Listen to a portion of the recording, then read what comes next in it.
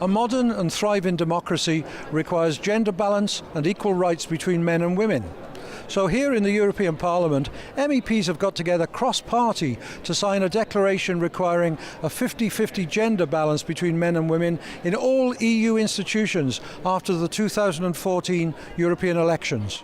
The European Commission believes that there is a problem with women's participation at the top level of companies. Commissioner Viviane Reding has told the Commission that something has to be done to correct this. She said that gender equality makes good sense for two reasons: economy and business.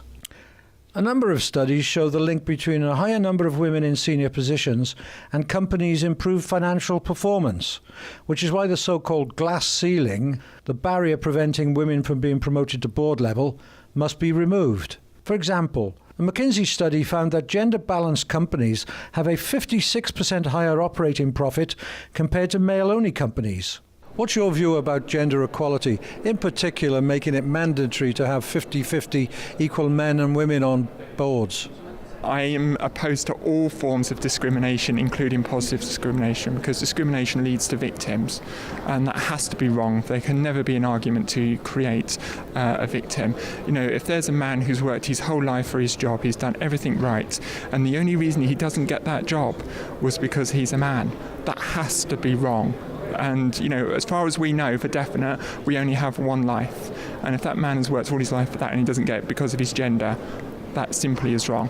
And I believe that women are strong enough to increase their participation on their own merits. You know, I see women in business, I see women in politics who have got there, not by quotas, but by their own strengths. And there are more and more women getting footholds in business, more and more women getting footholds in politics. It's going to take time, but there will come a time when we do have a more realistic representation of women. When I was on the Women's Committee, I undertook an opinion poll in the UK, and it said, should women receive positive discrimination in these respects? And there was an overwhelming, I think 8 to 2, that no, they shouldn't get positive discrimination.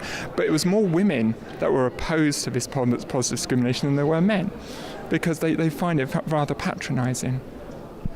So do you think there's a danger of a regulation or law being passed to make it legal that you have to have 50%? Well, Viviane Reding's obviously had to water it down and take a more softer approach, but you know, that's what obviously the intent is. But you also see the flip side. We've obviously got the insurance situation coming up in December, where you've got the flip side of it, where women who are overwhelmingly safer drivers are obviously going to have to pay higher insurance premiums.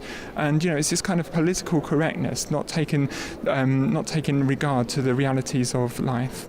So here in the European Parliament, at least, after the 2014 elections, there should be equal rights for men and women and a 50-50 gender balance. Colin Stevens for JN1, the European Parliament in Brussels.